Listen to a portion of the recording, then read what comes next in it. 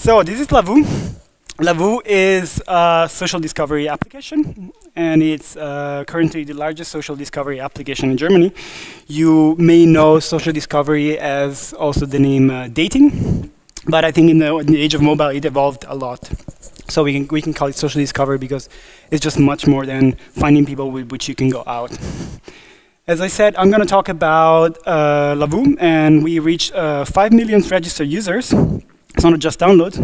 I know, not just downloads. And I'm going to just explain a bit about our experiences in user growth and monetization from the app. Lavu is, as I say, one of the most popular in German for dating social discovery. We have, I think right now it's 800,000 daily active users. We send I think 4 million messages a day, and we have downloads which amount to 5.5. So this slide is from a couple of weeks ago, sorry. And our population, so our audience is pretty young. They're the most are between 22 to 33. It's expected because it's a mobile app. And it's 1/3 women, which is actually very, very good for the market. How did we reach that in just 2 years? First of all, we were mobile first. It's not mobile first as I say, I'm mobile first, and then I have a website which generates 90% of my traffic. We add an app. We started with an app, we only had an app, and we said, okay, we want to break out in the mobile app market. We produced the app for iPhone and Android. We just focused on products. So there was one guy, which is our CMO, which did marketing alone for 1.5 years. He did extremely good, but that shows where the focus was. The focus was extremely on product. We were, as I said, multi-platform from the beginning, almost from the beginning, iPhone and Android. And the most important thing, we had a unique feature that no other app had, and this was the flirt radar. I don't know if you have the app, I don't know if you install the app, you open it, and there's a radar. And on the radar, it shows where are the people in the app that are available to talk to you, to meet you, to get to know you. And this is exclusive, no other app has it, also at the moment. Let's talk a bit about the social discovery market. It's a very special market. It's not like social networks. There are some peculiarities. It's highly engaging. So people that download and use the app, they use it a lot. And they use it more than once a day because they want to, check back if someone wrote them. They have, of course, notifications and a lot of engagement tricks that let people come back to the app. But they use it in parallel. Mostly they use it in parallel among similar apps. The way you use, let's say, Facebook and Twitter, and the one that does Google Plus and whatever. I mean, our people, our users, they use, of course, Lavu, and often they use other dating apps. They uninstall and reinstall it cyclically. It's not like Facebook that you always keep in your telephone. Sometimes you want to get to know people. Sometimes you don't. So you install the app and then you come back to it through maybe advertisement, or you remember it and you upload it again. One very important thing, they have low internet shareability, which means people don't talk a lot about what they do in the app on other networks.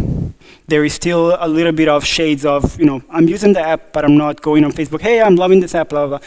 Some people do it, but it's much less than other social networks or games or commerce, any other app. And that's mostly preference focused. One very important aspect, social discovery apps are highly monetized. This is the top grossing UK in social networks. As you can see, there are, I think, 15 social discovery among 20 apps. So almost all the apps are extremely high monetized from the beginning. One question when you do user growth for a social discovery is, of course, I want to reach my KPI. I want to get a user for cheaper. I want to have users that pay money. I want to use engaged users.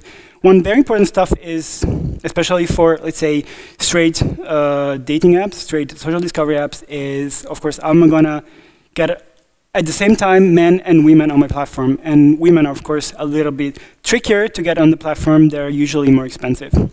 So our problem was, let's study what our audience does. Let's study what our audience does in the app to understand how we can talk to them best. And I started with, let's say, when are they usually active?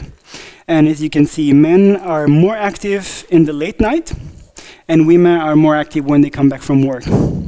I don't know. This is statistics. This is the way it works, and it's been proved. We have 6 million, with the 5-6 million users, and this is the data that we come back with it. So I said, okay, let's try to time our advertisement according to this timing. Another thing is that what they do in the app, we have the flow radar, and then we have other games, other functions in the app. One of these is called the match. You like or not like a person, or you can say maybe I like them. And this is, let's say, these are the two main features. Then you get commenting, and you get search and other stuff. Men are more prone to use the radar; they love it, and girls are a little bit more prone to the match, probably because they like to rate people, because it's fast, many reasons. And if you see, they use it a little more in percentage, they're more active, and they do a lot more matches. So they flip to a lot more profiles than the men, more or less double. And how do they play with it? Let's say they're picky. They're definitely picky. They say yes only 7% of the time and no 80% of the time. So they use it a lot, and they don't like most of the guys. But this is fine, because in the end, they love the app. So taking this data, we try to understand how to do mobile marketing, so how to talk to our new audience. So we did, of course, time, gender-based, and interest-based. So what are they interested in, if they're men or if they're women, and when are they active. Some people say, it's difficult to target. It's 2015, and almost all the networks have several types of targeting. So use them, divide your audience among sex, age, what they do, what do they like, and then tell them this is what you get when you download the app. And this is one step. So we showed the men more the radar, because that's what they were excited about, and we showed the girl more the match in all our advertisement. That consisted in all our channels. What we also did was trying to be, let's say, creative. As I said, it's more difficult to get girls on board. They're more expensive, they're more picky, they have a slightly lower conversion rate. So you have to be creative. You have to think about new stuff to involve them, music, videos, funny stuff, reference to fashion, reference to TV stars. I can show you the video. This was an actress which was singing about Lavu. And she was singing, let's say, diamonds are a girl's best friend, but she was saying Lavu is a single's best friend. you may think it's cheeky, but it worked really well, and the user loved it. So just be creative, be a little bit edgy. It will definitely pay out for, let's say, the most difficult target that you want to reach. Another thing we usually do is we always stay on top about memes on the internet.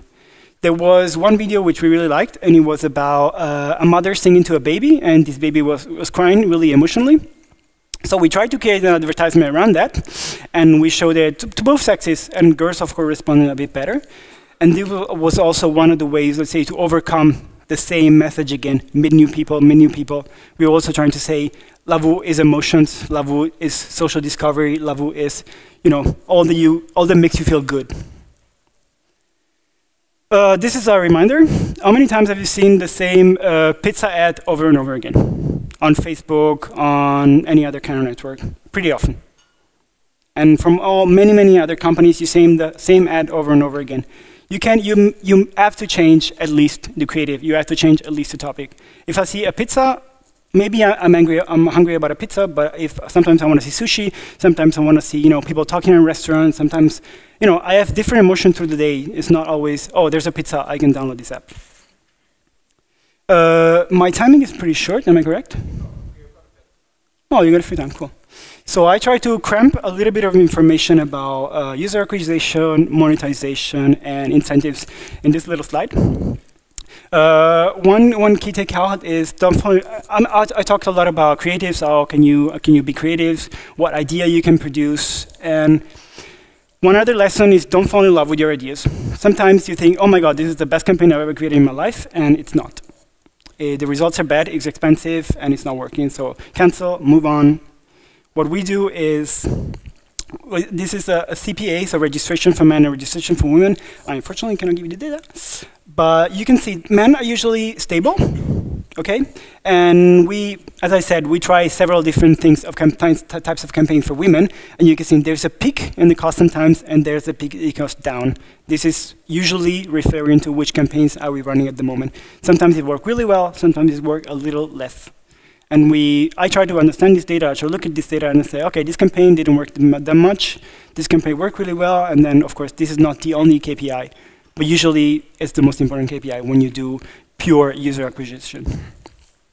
What I also want to talk about, we are, as I said, highly monetized application. We have several types of things you can do in the app. When you have this power, when you have your user, they have to do something to get some reward for like games, like social discovery. You can incentivize them. This is just a little advice. Just be clear when you give your incentives. Be clear what you can do with incentive. It might be, of course, I'm talking about games. Get 20 credit if you do this. Get this amount of bonus if you do this. It works better if you're clear and you say you can do this with this amount of credit, or win this pair of shoes, win this coupon and stuff. Just a little advice. Coming back to the topic. Regarding monetization, how do you strike the balance between how highly you monetize your application is and how good you want the user experience to be? Well, it's easy. You just have to separate a user journey for the different users. When you get a new users, we usually tend to, press a little bit less on the monetization side, and when we know that the user is a bit old or is propense to do it, just as games do it.